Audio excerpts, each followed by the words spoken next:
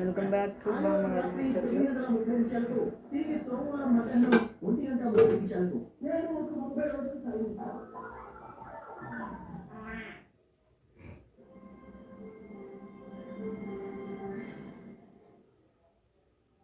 మహబూబాద్ జిల్లా మరిపల్లి మండలంలో ఇద్దరు గల్లంతైపోయాయి. భారీ వర్షాల కారణంగా పురుషోత్తమాయిగూడెం వాగుబడిలో ఒక కారు మున్ననూరు పోలీసులు ఎక్కువ క్లోజ్ చేశారు. అతను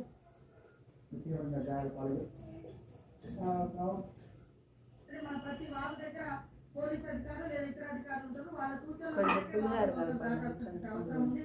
అదేవిధంగా తడిసిన ఇళ్లలో కూడా గోడలు కూలేటువంటి ప్రమాదం ఉంది. గోడలు కూలి చనిపోతుంది అటువంటి పరిస్థితి. దయచేసి మీ ఇల్లు పరిస్థితి బాగాలేనప్పుడు మీరు స్వచ్ఛందంగా బయటకు రావాల్సిన అవసరం ఉంది.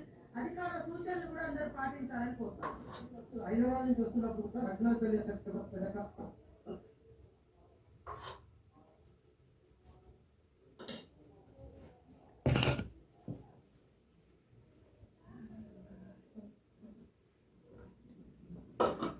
మనం మాట్లాడేటప్పుడు రక్షణ పెట్టేస్తున్నాం. స్టేషన్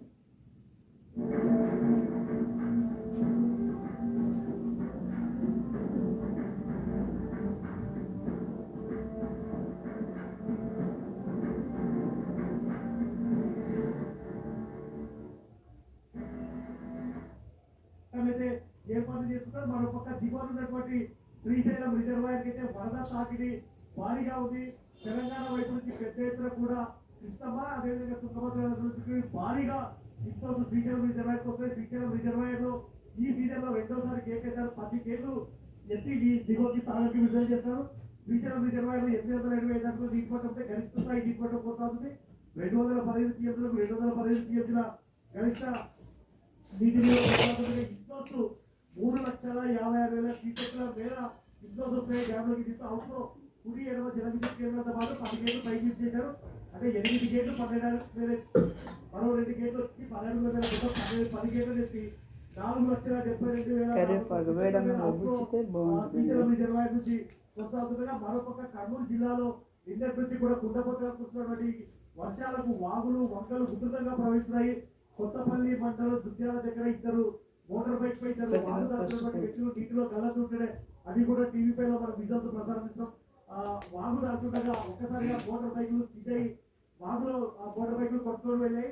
ఆ ఇద్దరు వ్యక్తులను కూడా స్థానికులు చాలా సాయంతో సురక్షితంగా కాపాడగలిగారు. కొత్తపల్లి మండలం దుద్యాల దగ్గర ఇక జిల్లాలో పుత్తూరు అని మసిరేరు వాగు పాలేరు వాగు అయితే చాలా ఉధృతంగా పోతుంది. పాలేరు వాగు దగ్గర అయితే అధికారులు ఎవరు పాలేరు వాగు ఉధృతంగా పడుతుందా భారీకి అయితే ఏర్పాటు చేశారు. మరోపక్క నంద్యాల జిల్లా నుంచి గాజులపల్లి మహానది దగ్గర గుంటూరు నది ఇవన్నీ కూడా వాగులు వంకలు ఉధృతంగా ప్రవహించడంతో మహానదికి గాజులపల్లికి అయితే రాకపోకలు సంధించేటువంటి పరిస్థితి ఉంది.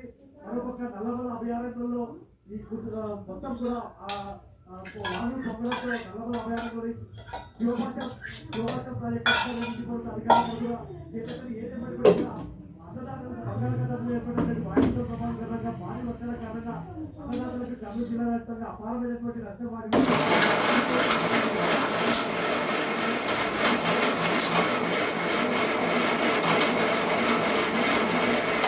శాఖ అధికారులు అప్రమత్తం చేశారు.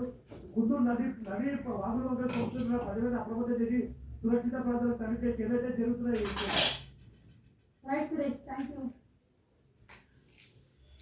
ఖమ్మం జిల్లాలో ఎడతెరిపి వాన కురుస్తోంది. కూచుమంచి మండలంలో వర్షం దంచి కొడుతోంది. పాలేరు జలాశయానికి పోటీ చేయడంతో నీటి మట్టం 23 అడుగులకు చేరింది. తాజాగా నీటి మట్టం పూర్తి స్థాయికి చేరడంతో గేట్లు ఎత్తి నీరు దిక్కుకు వదులుతున్నారు. సరిహద్దు ప్రాంత ప్రజల్ని విపక్ష అధికారులు అప్రమత్తం చేశారు.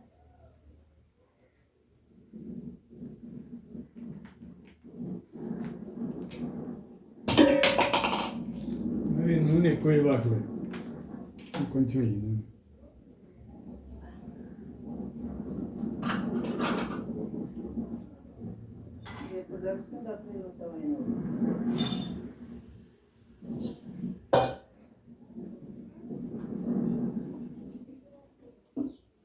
ఎడతెరిపి లేకుండా కురుస్తున్న భారీ వర్షాలతో మధుర నియోజకవర్గం జల దిగ్బంధంలో చిక్కుకుంది.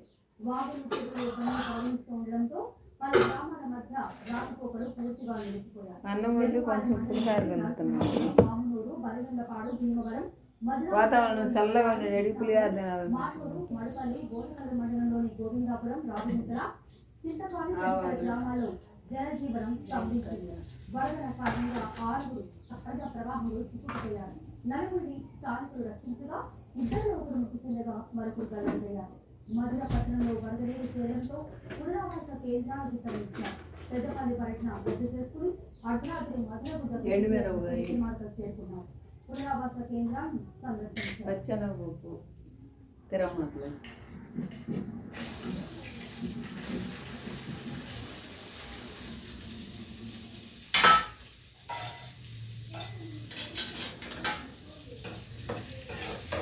మధురలోని ఎలాంటి కార్యాలయంలో డిప్యూటీ సీఎం భట్టి అధికారులతో వీడియో కాన్ఫరెన్స్ నిర్వహించారు.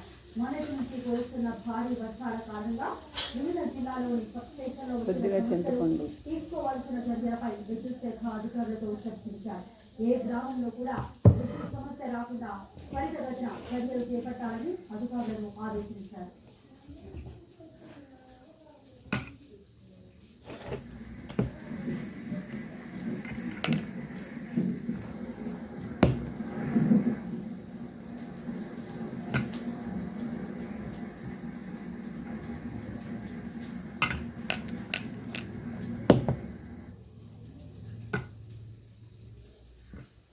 విజయవాడలో కొండకు ఎదురుపడి దారుణంగా పాడిన క్షేత్రవాసులను బీజేపీ రాష్ట్ర అధ్యక్షురాలు ప్రతిపాటి పురంధేశ్వరి పరామర్శించారు. సంఘటన జరిగిన తీరును అడిగి తెలుసుకున్నారు. అందుకున్న వైద్య విషయాలపై ఆరా తీశారు. క్షేత్రవాసులకు మెరుగైన వైద్యం అందించాలని వైద్యాధికారులను ఆదేశించారు. పేషెంట్ అటెండెంట్లకు కూడా ఆహారం అందించాలని పురంధేశ్వరి సూచించారు.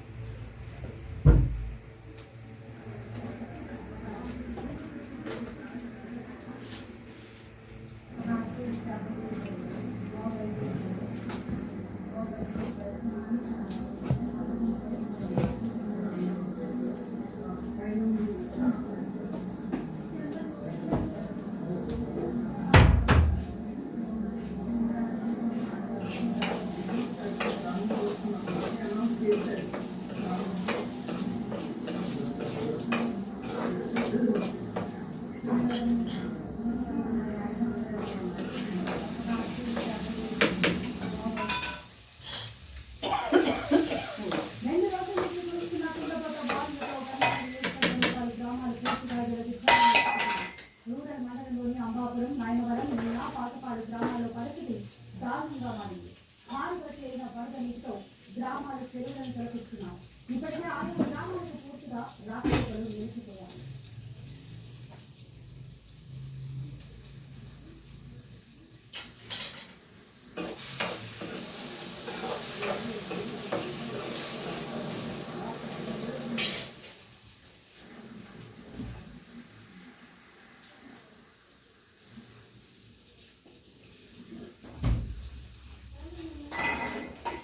నియోజకవర్గం పరిధిలో బాబులు పొందుతున్నాయి. దీంతో పలు గ్రామాల్లో పరిస్థితి నదీ ప్రవాహాన్ని తలపిస్తోంది.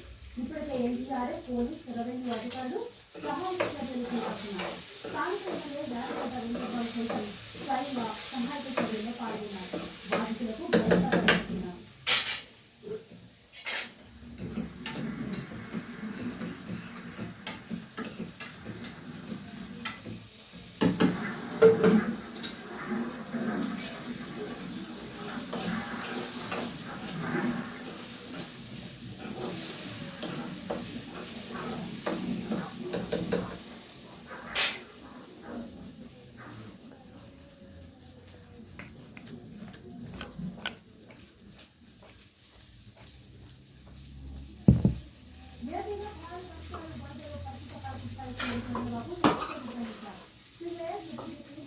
జిల్లా కలెక్టర్లు, ఎస్పీలతో టెలికాన్ఫరెన్స్లో మాట్లాడిన సీఎం చంద్రబాబు జిల్లాలో శాఖల వారీగా తాజా పరిస్థితులు, అక్కడ తీసుకున్న చర్యలపై ఆరా తీశారు.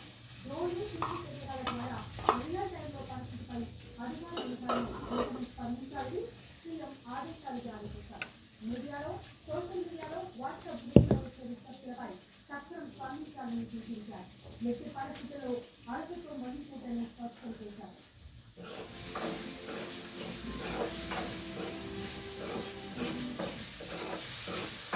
రాజు తగ్గిన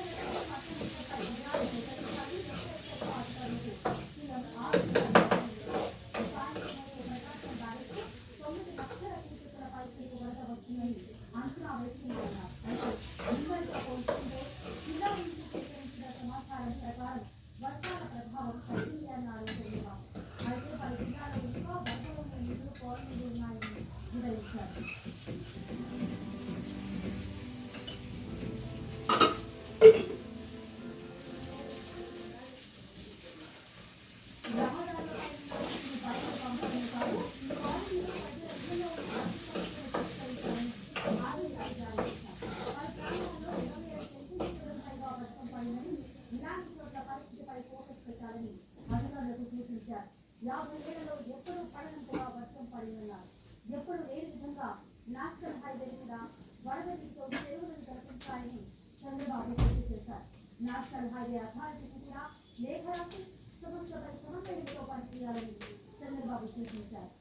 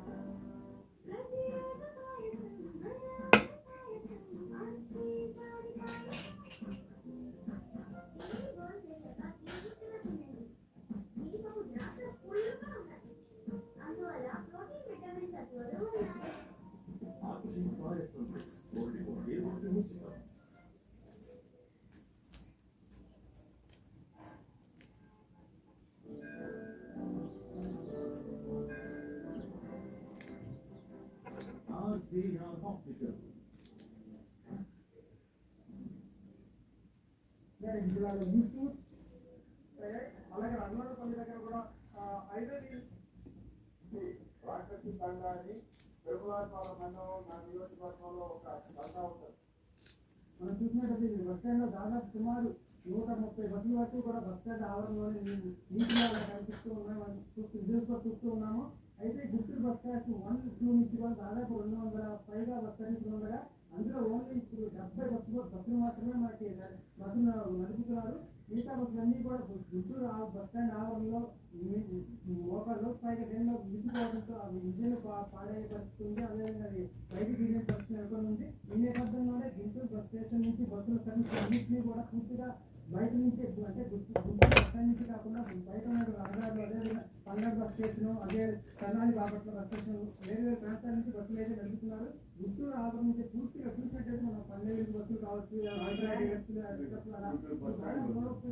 గుంటూరు బస్ స్టాండ్ లో పూర్తిగా చెరువులా కనిపిస్తుంది. ఈ చెరువులో ఎక్కడెక్కడ నీళ్ళు ఆపివేస్తున్నాయి. ఈ బస్సు నుంచి కూడా బయటకు తీయలేని పరిస్థితి.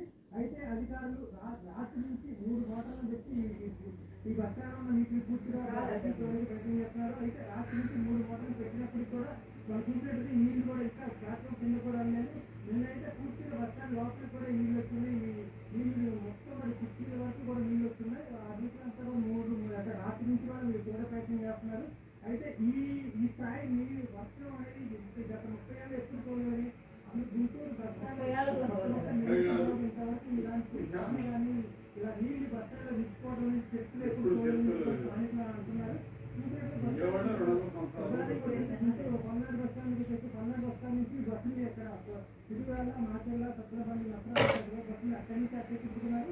అదేవిధంగా ఇది బాపట్ల తెలంగాణ బస్సులు కూడా పూర్తిగా ఇది బస్ స్టాండ్ సంబంధం లేకుండా అక్కడ బిఆర్టీ ఉన్న స్థానిక బస్ స్టాండ్ దగ్గర నుంచి కూడా బస్సులు సర్వీసులు నడుపుతున్నారు. అయితే కూడా ఇప్పుడు స్థానిక ప్రయాణికులు తెలియక బండి చెరువులు లోపలికి వచ్చేసి పూర్తి ఇబ్బంది పడుతున్నారు. ఏదైనప్పటికీ కూడా ఈ నీరు తొలగించాలంటే దాదాపు కనీసం సాయంత్రం ఉదయానికి నీరు పూర్తిగా బయటకు పడుతుందని ఇంకా మరీ అంటే అవడం వల్ల వాళ్ళంతా ఈ నీటిని తొలగించాలంటే కనీసం ఇంకా మరి 2 గంటల సమయం పడుతుంది అధికారులు చూస్తున్నారు. ఎన్ని కావాలి? మొదటిసారి ఇంత పెద్ద మానవత్వం వల్ల ఇక్కడ గుంటూరు బస్ స్టాండ్ అనేది 10కి 4 అయ్యా ఖచ్చితంగా పండు ఇవ్వండి. పండుగ ఇంజిన్ వరకు కూడా నీళ్ళు రాత్రి అయితే ఇంజిన్ వరకు నీళ్ళు వస్తున్నాయి బస్సులకి. ఈ బస్సులు ఎలా పనిచేస్తాయి ఏంటంటే కూడా ఆర్టీసీ అధికారులు నల్లగొండలు చేస్తున్నారు. అయితే ఇక్కడ చూసినట్టయితే కొంతమంది వాళ్ళకి డ్రైవర్లు అందుబాటులో ఉన్నారు. వాళ్ళ